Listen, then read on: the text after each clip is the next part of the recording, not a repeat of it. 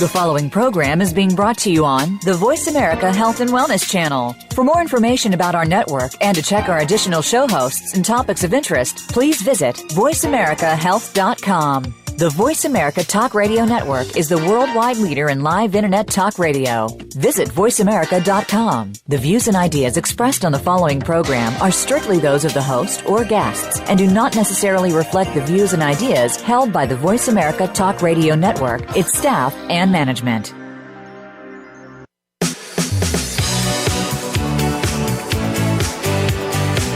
Welcome to Falling Through the Cracks. Feel alive and thrive with Dr. Rebecca Risk.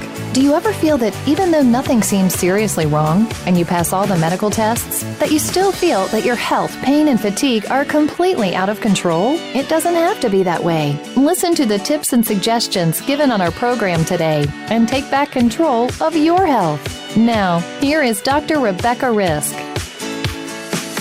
Hi, everybody, and welcome to Falling Through the Cracks.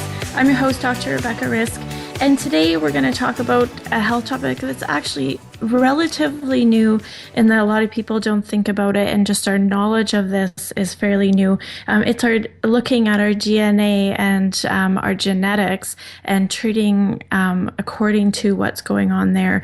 Our methylation and detox pathways are different for each of us, and small mutations or SNPs in these pathways can make a big difference in how we respond to the growing toxicity in our world and our environment around us.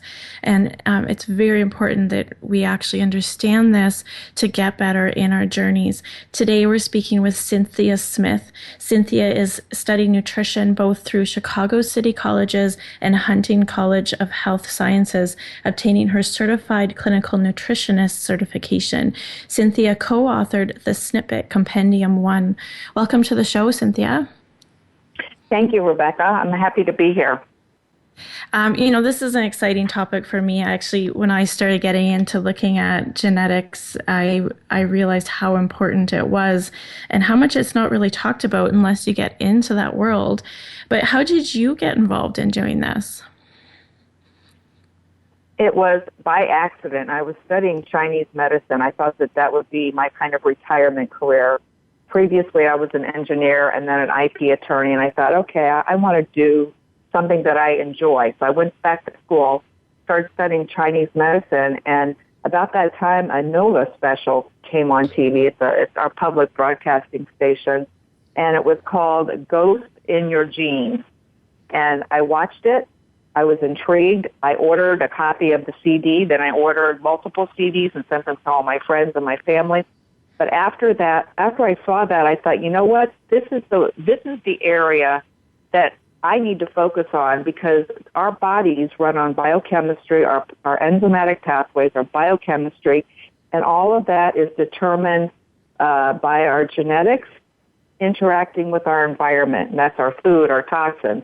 And so I left the study of Chinese medicine after I was there for about 2.5 years, and I moved over and started studying nutrition, started going back to school, taking classes in biochemistry, Institute of Functional Medicine classes, this type of thing. And then eventually I was able to pull all that together with the genetics, and it made sense.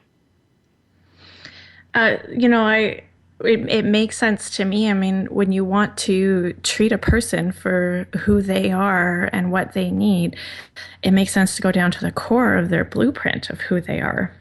And I'm surprised that we don't do this more. And there seems to be a little bit of a push to even not look at this by our mainstream medicine. But I'm sure that will change when we realize how important this is. What does it mean when you do look at somebody's genetics for their treatment? What exactly are you looking for? Well, I typically, it takes me about 6 or 7 hours per person. So I dedicate a full day to a person, and I start off by looking at all of their medical data, any testing they've previously had. I have them do a 19-page questionnaire, so I'm seeing what their health issues are and maybe what their family health issues are. I do all of that first, and in my mind, as I'm reading this, I'm thinking, okay, we're going to have issues with, certain genetics. And so when I get to the genetic part, I can see that, yes, the symptomology is lining up with some of their genetic deficiencies. And so after I combine all that, then I talk with them for 2 or 3 hours, and I further refine their health history, and I do what's called a timeline where I align their health issues with certain, life occurrences, because oftentimes you can make links. And those actually link back to a person's DNA. So, for example, somebody who starts, let's say a young woman starts having issues when she's 14 or 15 that she didn't have previously. Then I know we're dealing with some enzymes and some DNA that have to do with breaking down estrogen and progesterone. And usually in that case, there's some deficiency in those enzymes, so that when estrogen and progesterone start to come into play and those enzymes cannot break down the estrogen and progesterone properly, that women will start having issues. That also crosses over to their neurotransmitters, because some of these enzymes are shared for breaking down both estrogen and some neurotransmitters called catecholamines. So the timeline is helpful for me to link up, certain things that are happening at certain times. Another example would be somebody who had a concussion. Another example would be somebody who took an antibiotic in the fluoroquinolone family, and they had SNPs in a particular area called G6PD. I could link those two things together and know that we have to really work on the pathway involved with G6PD, which is a pentose phosphate pathway. So all these things interplay. We don't just look at the genetics, but we have to look at the genetics as they're affected by the environment. That's really interesting. There's a lot of talk that we can turn our genes off and on. So do you find when you're looking at that history that might be something that's happening? Oh, yes. Yes. Yeah. It's really interesting. There's been studies by different people where you can actually change your genetic expression, in a matter of days. So, for example, if somebody goes on like a vegetarian, I'm not advocating vegetarianism. If somebody switches from a really high-fat, super processed diet and they go to clean, like vegetarian, or they go to grass-fed meat and, clean foods, no genetically modified grains, the expression of their DNA starts to change for the better, right? Their lipid profile changes, their neurotransmitter status changes, because all of these things are coded for by our DNA. So you can directly impact the genetic expression. Now, you can't necessarily change your genes. To actually change your DNA requires like a exposure to radiation. But we can change our genetic expression. And oftentimes people wonder why 2 generations ago did we not, for example, see many children on the spectrum when our DNA hasn't changed. So the question is, what's changing that's causing an increase in autism, that's causing an increase in dementia, that's causing an increase in metabolic disorders like type 2 diabetes at very young ages, where previously we didn't see this? Well, it's not the genes changing, it's the way they're being expressed. So you can think of the genes as piano keys, and we're playing those piano keys with our diet, with our exposures, with things like high-frequency RF. I mean, nobody ever really talks about that. Genetically modified food, glyphosate, such as Roundup, and some of these other herbicides that are used. They're playing our DNA piano keys in a bad way. That's an interesting way to put it. So we just need to change how they're being played, and I'm assuming our exposure would also change that. So if we change our exposure, the genes would, those SNPs would change? Well, the expression. So let's say we have a SNP in, I'll just use COMT because that's one that people talk about a lot. Catecholamine O-methyltransferase. If you've got 2 SNPs in catecholamine O-methyltransferase at a particular location in the DNA, let's say V158M, meaning there's a nucleotide swap. Actually, the V and the M are amino acids, but at position 158 of that DNA segment that's coding for this particular enzyme, if you have a homozygous SNP there, the function of the enzyme might be reduced from 100% down to, let's say, 50 or 40%. So what that means is the best you're ever going to get out of that enzyme is the 40 or 50%, and you're never going to get to 100. So when I say, you want to optimize function of your genome, you can optimize it to the best of its ability, but you can't necessarily get it to 100% if there's a SNP there. Now, in the case of COMT, the way to get the maximum, even if it's a reduced number, is to make sure that it has its nutrient cofactor, which in this case is magnesium. So you can have a SNP which can affect the overall operation of the resulting enzyme, and or you can be missing the nutrient cofactor. So if you've got a COMT homozygous in V158F, and let's say on a good day you get 50% enzymatic activity, that's only if you have magnesium. You can further reduce that enzymatic activity if you don't have magnesium. So when you think about magnesium and you think about the foods that contain magnesium, they're healthy foods, right? They're not junk food.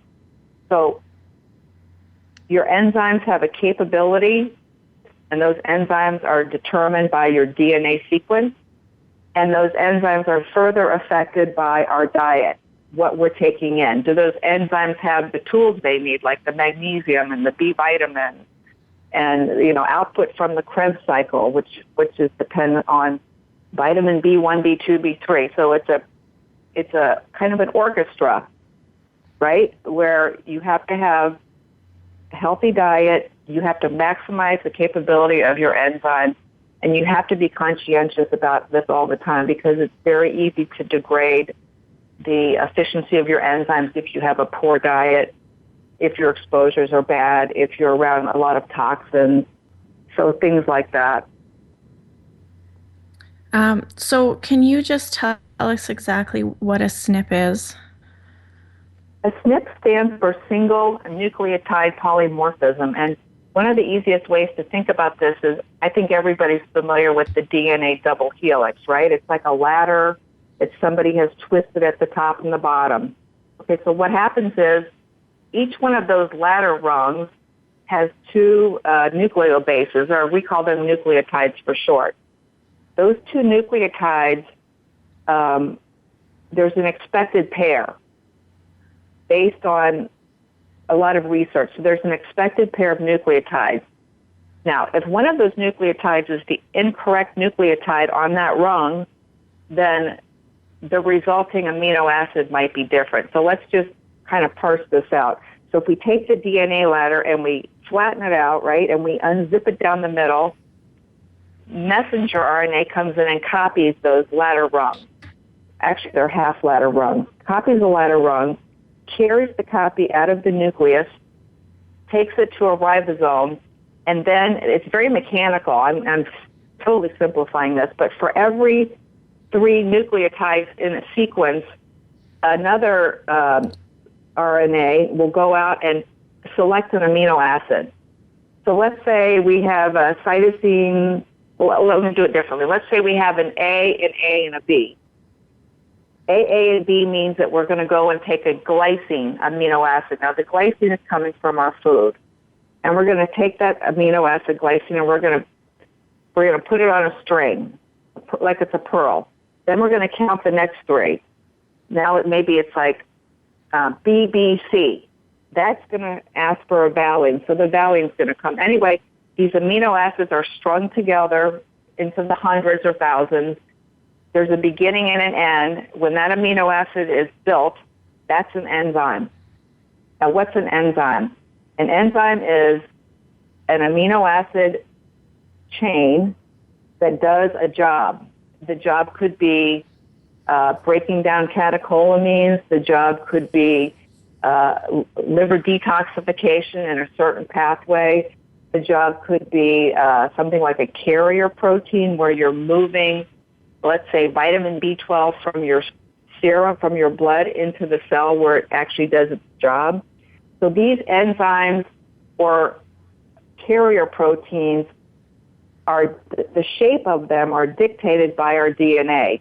And our DNA has mistakes in it in the form of nucleotides. And so those nucleotide mistakes will translate into something that will alter the enzyme, that would make a little curlicue, the wrong, angle. Maybe the docking station for the nutrient cofactor might not be as robust as it should. But those SNPs, or the single nucleotide polymorphisms in the DNA, may or may not affect the shape of the amino acid. And there's been a lot of research out there where they've determined, at least to date, what nucleotide swaps in the DNA ladder affect the shape of the resulting carrier protein, enzyme, or receptor. So that's what we're looking at when we look at a variant report of SNPs. Okay. Obviously very complicated. So, well, if you look on your if you look on your variant report, you'll see like green, right? 2 green. Yeah. That means the nucleotides are the expected nucleotides. You see a yellow, it means one nucleotide is expected and one is not.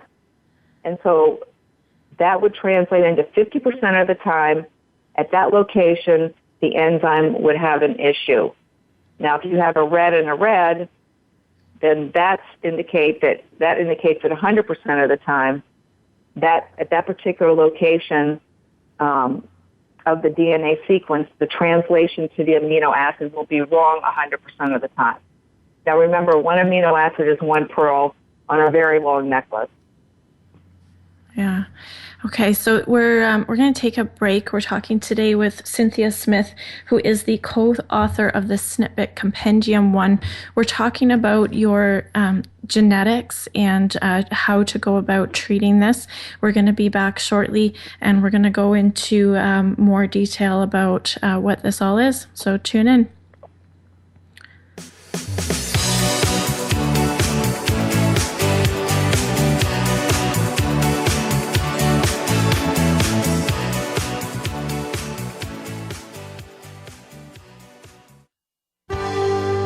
Your life, your health, your network. You're listening to Voice America Health and Wellness. Ouch! What do you think of when you think of dental procedures? Well, when you think about it, the teeth and the rest of the body are strongly connected. What happens in one part affects the other. In the Tooth Body Connection with host Dr. Dawn Ewing, we'll explain more about these concepts, as well as discuss the role that your teeth play in your overall health. You'll learn about amalgams and how removing them the wrong way can be toxic to your body. Tune in Fridays at 2 p.m. Eastern, 11 a.m. Pacific on Voice America Health and Wellness.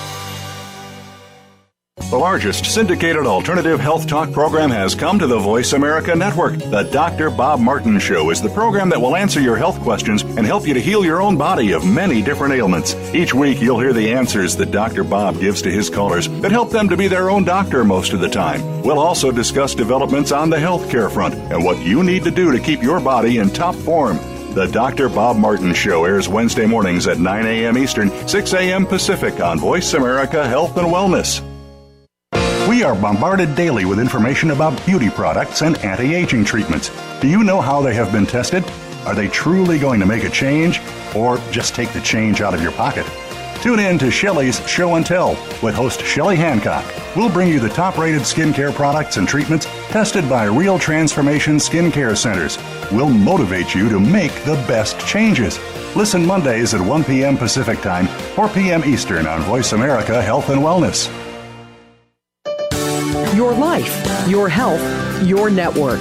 You're listening to Voice America Health and Wellness.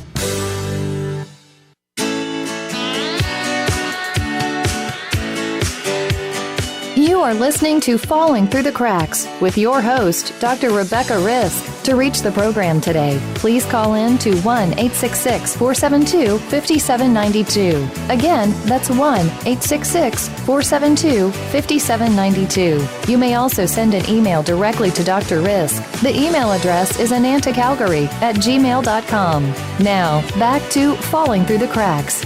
Feel alive and thrive. Hi, everybody. Welcome back to Falling Through the Cracks. I'm your host, Dr. Rebecca Risk, and I'm here today with Cynthia Smith. She is the co-author of the Snippet Compendium 1, which is a compilation of a lot of gene SNPs, they're called, that you can have going on. And so, Cynthia, can you just explain, I mean, one of the main things that people are looking at when they look at all of this is methylation. And what does that mean? Okay, methylation from a chemistry standpoint is simply the addition, this is the classic definition, it's simply the addition of a carbon and 3 hydrogens to something. And in the case of what we're talking about here, methylation, this carbon with 3 hydrogens is supplied by something called SAMe. SAMe is made in some biochemical pathway processes with emphasis on the folate and the B12, and then another enzyme called MAT. So when we talk about, when most people talk about methylation, they're talking about a type of folate called 5-methyltetrahydrofolate combining with B12, resulting in something called methionine. Methionine is then acted upon by another enzyme called MAT in order to make SAMe. Now, SAMe is, you can think of SAMe as like a waiter in a restaurant and carrying a tray and handing out CH3, carbon with 3 hydrogens, to all these other enzymes that are also in these pathways. And so, for example, there's probably about 200 enzymes that require that methyl group. We call SAMe a methyl donor. It's donating a methyl group to all of these other enzymes that are methyl transferases. Okay, so that's one definition of methylation. The other definition of methylation, again, where this process is occurring, is in the liver, and what we call, there's phase 1 and phase 2. One of the primary pathways in phase 2 liver detox is methylation. And again, we need SAMe to be doing its thing with these other methyltransferases in order to detoxify many things in our liver. And those many things include our hormones. Methylation is a primary hormone detoxifier, as are sulfation and glucuronidation, but we're not talking about those. Heavy metals, so people with issues with methylation have a harder time clearing heavy metals, and they'll tend to have higher mercury or lead levels, and on and on and on. So the methylation pathway, what we refer to as the methylation pathway in the liver, is very complex, but ultimately one of the jobs of this pathway, besides making SAMe, is to detoxify in phase 2 liver detox. So some of the things we can do to support this methylation pathway, which is so critical, is to look at these different enzymes and how they're functioning, which is based on your genetics. So that's part of the principle of looking at all these SNPs, right? We want to see how these pathways work. We want to see how you're detoxifying. The other thing about methylation, as these pathways are all working together, or these hundreds of enzymes are working together, there are other things that are happening in what we call these methylation pathways. We're making the parts, the purines and the pyrimidines for new DNA. We're making the building blocks for muscle tissue. We're making the building blocks for phospholipids, for fat, for our cell membranes. And so these pathways are not just to methylate for purposes of liver detoxification. Methylation encompasses a whole lot of things that our body needs to do to be healthy. We need healthy cell membranes. We need the purines and pyrimidines to make new DNA and new RNA for replacement cells. We need creatine to make creatinine, to make our muscle tissue. We need phosphatidylcholine, to build our cell membranes. And so this is all the interplay. So as you work in this field, with these genetics, besides increasing methylation in some cases, you also want to smooth out these biochemical pathways, make sure they're doing what they need to be doing. And in order to do that, you need to understand where the SNPs are, how they're impacting, how they interact, right? Because they're not just in isolation, they interact. what nutrient cofactors are needed, what dietary changes are needed, what things have to happen in the gastrointestinal tract that helps you become healthier. And again, methylation impacts that as well because our intestinal cells turn over very rapidly. And in order to support that rapid turnover of cells that line our gut mucosa, we need to be able to do methylation. Okay, so when you're when somebody comes to see you and you're looking at all of this, and what methods do you use to treat these genes? I know you said diet, but what typically happens in an appointment? So after I collect all the data, we sit down and talk, and we go through history a little bit longer until I can get this timeline figured out. And people come with different health issues. Some women are having trouble getting pregnant, right? So we have to, that's kind of the focus. Some people have health issues like gastrointestinal issues. They might have heartburn, or they might have much more serious issues. And we focus in on those issues, and we look at the pathway. Now, something I see a lot are people that have issues, and this gets a little bit complicated, where their vitamin B6 is being depleted very rapidly.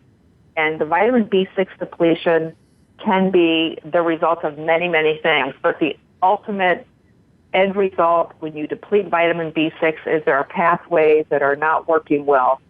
One of those, a number of those pathways have to do with making our neurotransmitters. Another part of those pathways have to do with clearing ammonia. So those people might have high ammonia levels. They might have a little bit of brain fog. So we have to go in and look at that one particular pathway that's the most B6 dependent, and that's called the transsulfuration pathway. And oftentimes I find that that pathway has to be addressed first, because in that case, you have an issue where the enzymes are working too fast. And when they're working too fast, instead of making what they're supposed to make, which is glutathione, that pathway tends to make ammonia, tends to make more sulfates, tends to burn through taurine, tends to deplete vitamin B6. And so we have to start with specific pathways, make sure they're working before we work on these other pathways. And for people like me who do this, we know which pathways to start with and how to step through things. And I usually set up a plan that's like a 3-phase plan that takes 4 or 5 months to implement, because we have to work on something, see how we do, go in and adjust, go to the next step. Because as we adjust one area, other areas are impacted. So it's kind of a slow process. I get a lot of people that come in and they've taken methylfolate and they've taken methyl B12 and they get worse because they're addressing a pathway at the beginning that really should be addressed towards the end after everything else is cleaned up. Now, one of the things that also depletes vitamin B6 are high oxalate foods. High oxalate foods, and I'm kind of going off on a tangent, but I'm seeing this more and more. High oxalate foods are like the green juices. Let's say you're juicing spinach. You're eating a lot of sweet potatoes. And unwittingly, people who have this high oxalate diet, which is considered healthy, are depleting their vitamin B6 and affecting that pathway. Now, if they have SNPs in the enzymes too that require the vitamin B6, it becomes a pretty big mess to untangle. So it's not just the SNPs, the enzymes, it's also the diet, how the diet's impacting these pathways, because it might be depleting something. And vitamin B6 is a big one. And once that happens, now you're having issues with your GABA, which are your calming neurotransmitters, and also your dopamine pathway. So, you said you focus on ammonia first. What does it look like if somebody has an issue with ammonia? Well, you can detect ammonia issues through different types of testing. I use Genova Diagnostics, and things I'll be looking for. Not only are they making high ammonia, are they depleting things like arginine and some of the other things that are needed to break down ammonia? Do they have SNPs? Okay, so when you're breaking down ammonia, your body makes that a priority. We don't like high ammonia levels. And in order to break down the ammonia, there's a cost. There's a cost in the form of some amino acids and some vitamins, right? And ultimately, if ammonia is being broken down properly, it results in citrulline and nitric oxide. That's what we want. Over time, though, if too much ammonia is being generated, then the resources the body needs to break it down start to become depleted, and so ammonia breakdown, instead of breaking down to citrulline and nitric oxide, which we can handle, our body will start breaking it down into something called a peroxynitrate or superoxide, and those two things are inflammatory. They're bad for our brains. They're just inflammatory. Now, our body has things to do to lower that inflammation, like an enzyme called superoxide dismutase, but people often have SNPs in the superoxide dismutase, or maybe they're low in manganese or magnesium, right? So there's a ripple effect. And when you look at these enzymes in their proper pathways, in the order in which they operate, you can start to see where a person needs to have some work done.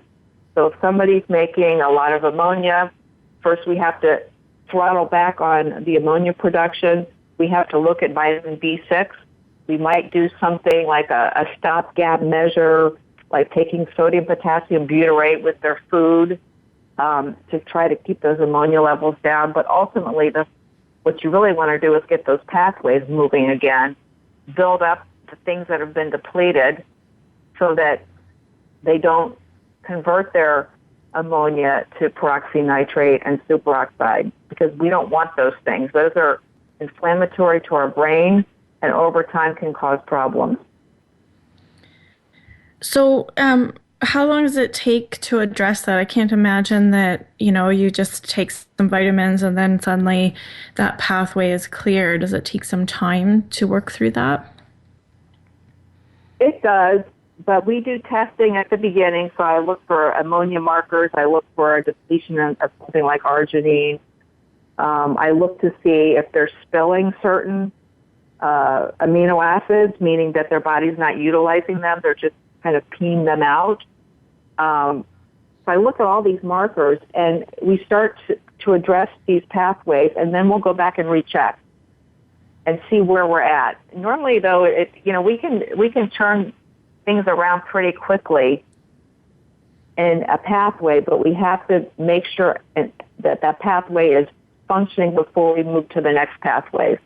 We don't want to give somebody like a folate and a B12 and push the pathways that will also push excitatory neurotransmitters, meaning epinephrine or adrenaline, if we don't have these other pathways cleared and operating well. This is how I analogize it. We want our braking system working before we push down the accelerator. And part of that braking system means that we have to get that transsulfuration pathway cleared up. We have to get the GI health in order. We have to address any hormone imbalances if we can up to that point. And we do all of that, and then we push on what we call the accelerator. And that's the addition of 5-methyltetrahydrofolate, possibly additional B12 in the form of methyl B12, and maybe some SAMe. But again, we have to do this in order. Yeah, so one of the most popular genes that people talk about is the MTHFR mutation, but from what you're saying, just knowing about it, I can tell that that's not the first thing that you should be looking at either. No, it's funny because MTHFR, methyl tetrahydrofolate reductase enzyme, is what brought this to the fore, because early on they realized that MTHFR impacted so much, because that MTHFR enzyme is almost in the center of all these other enzymatic pathways. But MTHFR is really an enzyme that converts one form of folate into the usable form of folate. So our bodies, when we eat leafy greens, we're getting some folate, but it's not the usable form. So that folate from, let's say, our green salad goes through it's digested, and then it goes through a number of enzymatic steps to get to the usable form, which is 5-methyltetrahydrofolate. Now, the steps to get there, there's five enzymatic steps. There's 2 for an enzyme called VHFR and 3 for an enzyme called MTHFD1 before it even gets to MTHFR. Once it gets to MTHFR, that conversion occurs to 5-methyltetrahydrofolate if you don't have a SNP. If you have a SNP there, then the conversion can occur, but maybe not as effectively as it should. Now, there's different SNPs in MTHFR that align with different levels of impairment of that enzyme. So 5 steps before MTHFR, then MTHFR, then that 5-methyltetrahydrofolate meets up with vitamin B12. They do a methyl swap. The methyl group is carried to methionine, and then ultimately it ends up at SAMe. But that's the center of all of these biochemical pathways. That's not the beginning. Well, and when you take B12 and folate, they're pushing some methylation pathways, which I can see if your ammonia pathways or other things aren't working, how that would just kind of make you sicker. Yeah, what happens is if somebody has, let's say, an upregulation in the transsulfuration pathway and they start taking B12 and folate, they might feel pretty good for a few days, and then they're going to feel very anxious, and they're not going to feel well because now they're increasing their ammonia generation because that pathway hasn't been addressed yet, and that pathway is downstream from the folate, B12 swap.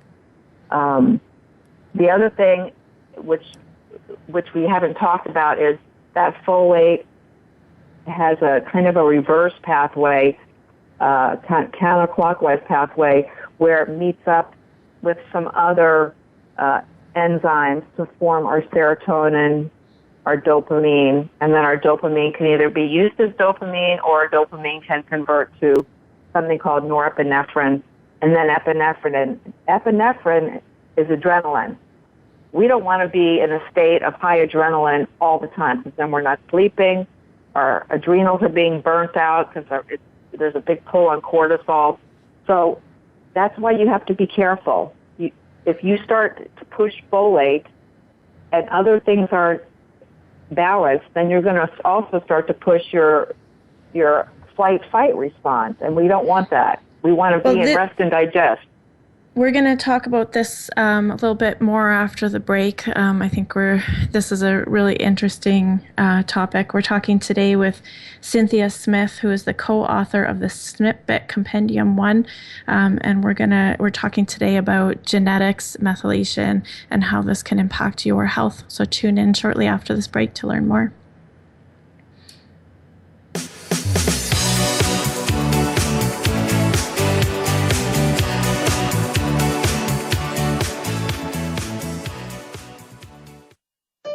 Opinions, options, answers. You're listening to Voice America Health and Wellness.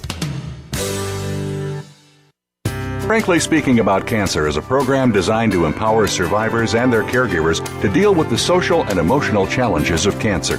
The show will invite physicians, researchers, nurses, social workers, patients, and caregivers to share their advice on how to live a better life with cancer. Join host Kim Tibaldo, President and CEO of the Cancer Support Community, Tuesday afternoons at 1 p.m. Pacific Time and 4 p.m. Eastern Time on the Voice America Health and Wellness Network.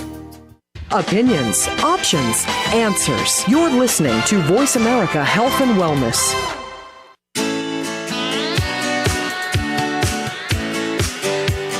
You are listening to Falling Through the Cracks with your host, Dr. Rebecca Risk. To reach the program today, please call in to 1-866-472-5792. Again, that's 1-866-472-5792. You may also send an email directly to Dr. Risk. The email address is anantacalgary@gmail.com. Now, back to Falling Through the Cracks. Feel alive and thrive.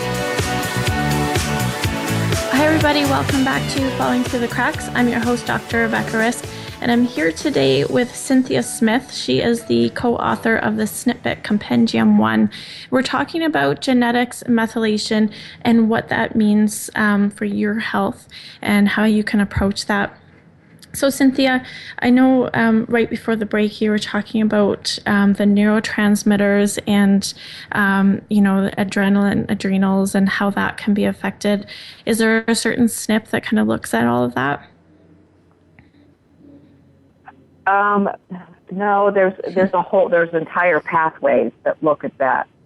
So you have to look at the whole pathway. But I can tell you at the end of the pathway, we're right before the neurotransmitters broken down, let's say dopamine, epinephrine, serotonin. There are enzymes that oftentimes are broken. So, for example, let's say somebody has the COMT enzyme, meaning that it's a downregulation. They have a really difficult time breaking down their dopamine and breaking down their epinephrine. So that's the case where it's not the production necessarily of the neurotransmitter, it's the breakdown, and it's very slow. Or the breakdown can be very fast. So some of the MAOA SNPs are fast breakdown and some are slow breakdown. But one of the things I wanted to mention is that when you're driving some of these pathways, and those pathways have cofactors, so for example, norepi to epi requires cortisol, you're going to start pulling on that cortisol, right? And that's going to drain your adrenals. So can you just explain a little bit what the COMT mutation does? It breaks down catecholamine, so it breaks down your hormone, estrogen, primarily the 4-hydroxyestrogen, and it breaks down your neurotransmitters, dopamine and epinephrine. There's also a crossover to serotonin, but most people associate COMT with the dopamine and epinephrine. But one of the things I wanted to mention here, because I know you work in the Lyme area with clients who have Lyme's disease. Lyme's disease symptoms can be exacerbated by that transsulfuration pathway issue, right, where ammonia is being generated. The symptoms can also be exacerbated if neurotransmitters are off. Like if somebody is constantly in this high stress, high adrenaline neurotransmitter status.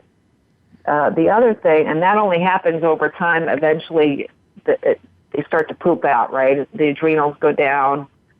So that high level can maintain for years, and then one day it can't. The same with the immune system. Methylation is really important for the gut, for the gut mucosa. So I see a lot of clients who have the Lyme diagnosis, and they just can't seem to get better. They're doing a lot of different things.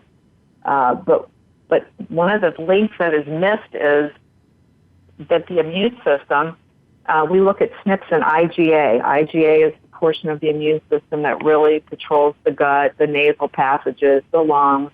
I look for SNPs there, and I also look at SNPs in another enzyme called FUT2. When I see that combination of FUT2 homozygous with a number of IgA SNPs, I know we're looking at likely issues with leaky gut, which therefore translates into an immune system upregulation, meaning that person's immune system is very busy fighting things that it shouldn't be fighting. It's fighting protein polypeptides that sneak through the leaky gut.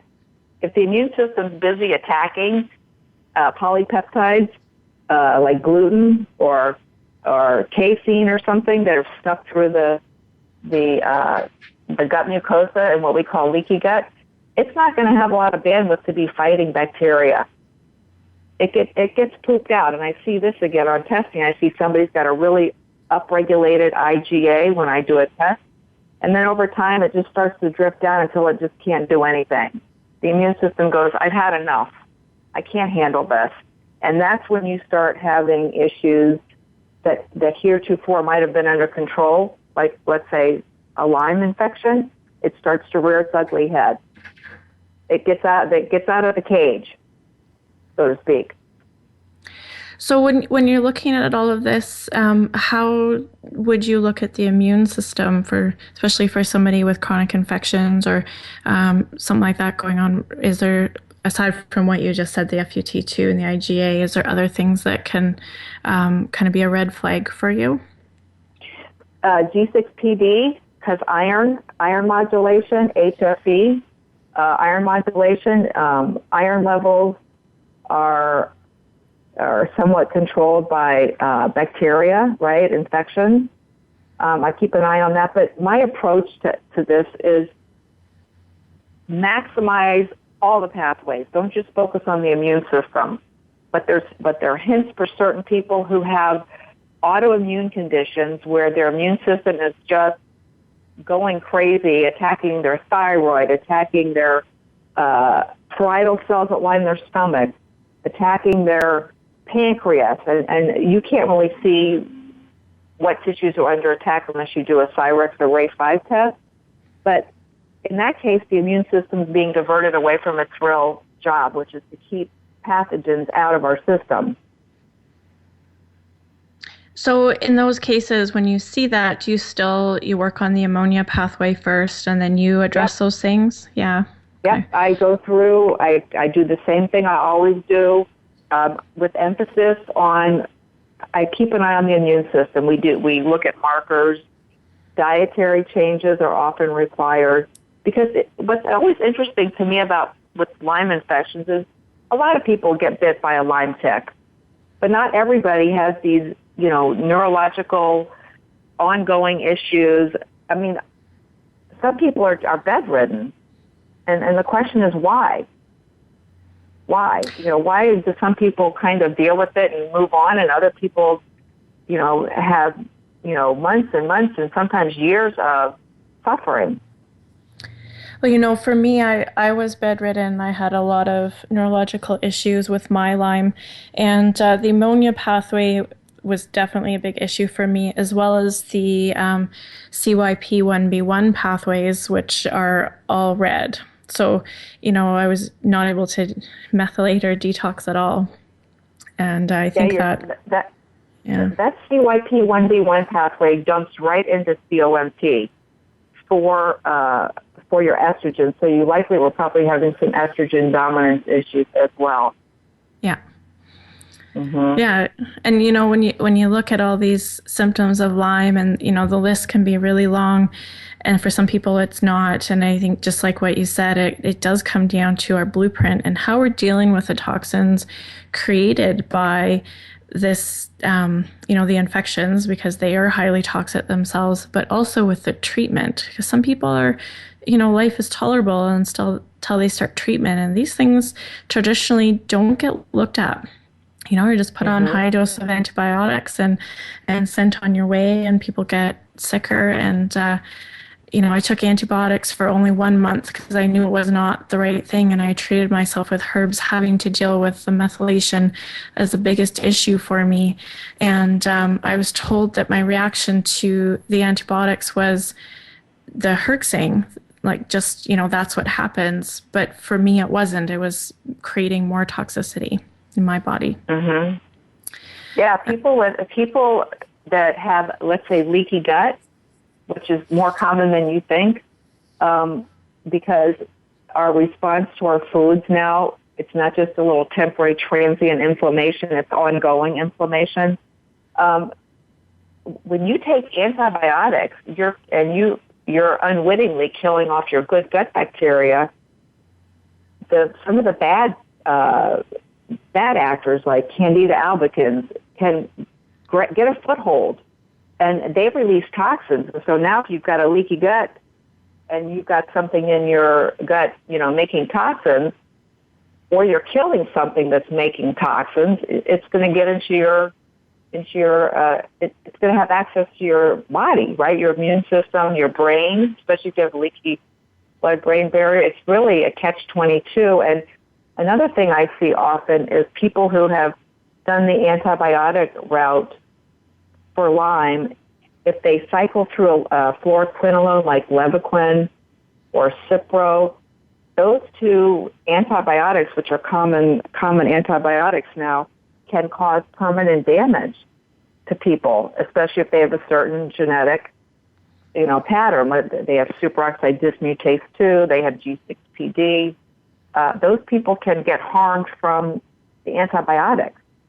And it looks like they're harmed from the Lyme, but it's the actual antibiotics causing connective tissue problems and neurological problems. Well, and it makes sense to me that you would look at the person's blueprint before treating them so that you can open up those pathways so that anything that they need to treat after that, goes easier for them instead of making them bedridden or more toxic. Or, I've seen people after hardcore treatments go the opposite direction that they meant to just because they're so highly toxic afterwards. Yeah, when we talk about methylation pathways, and we're actually talking about a big network of pathways, those pathways support liver detox. And so if those pathways are not moving properly, then if you create more toxins, it's going to be difficult, right? Because now you're kind of poisoning yourself because you're not clearing those toxins. And so you do the pathway work first, and then potentially address with antibiotics or some of these other medications that are being used. Even herbs. I mean, herbs can be very powerful too. You want those pathways working and open so you can detox. Something that we haven't really talked about, but it relates back to your CYP1B1 issue. There are a couple other SNPs that are in combination with CYP1B1, PEMT,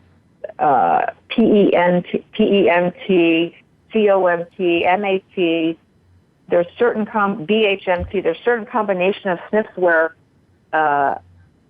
if you're a woman who's cycling, right, you're cycling through estrogen, progesterone, you're at a much higher risk of having your liver make what we call sludgy bile, right? Sludgy bile, meaning that ultimately, if over time you can develop gallstones and then the gallbladder comes out.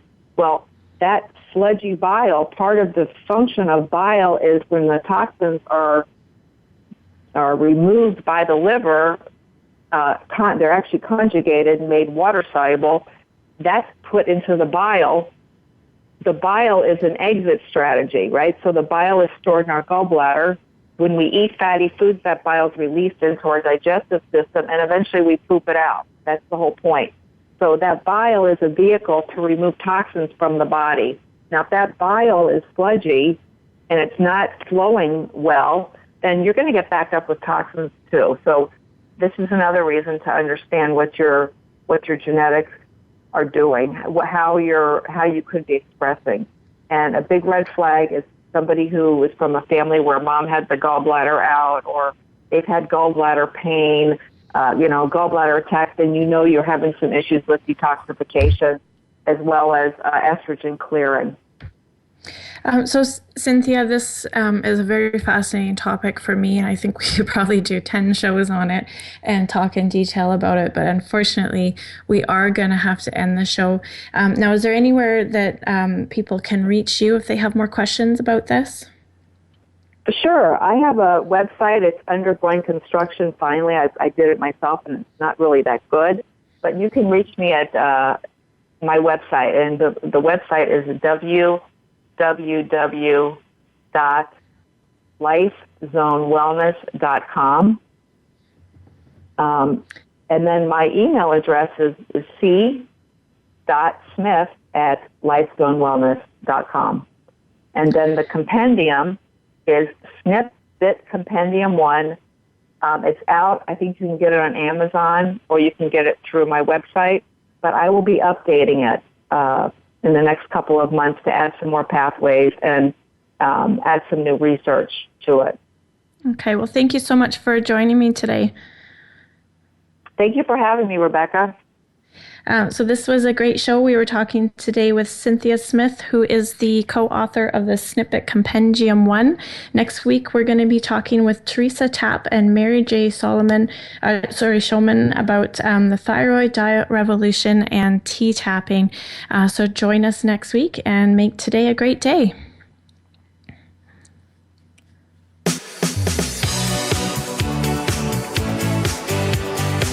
Thank you for tuning in to this week's edition of Falling Through the Cracks. Feel alive and thrive. Please join Dr. Rebecca Risk again next Monday at noon Eastern Time and 9 a.m. Pacific Time on the Voice America Health and Wellness channel. We'll talk more next week.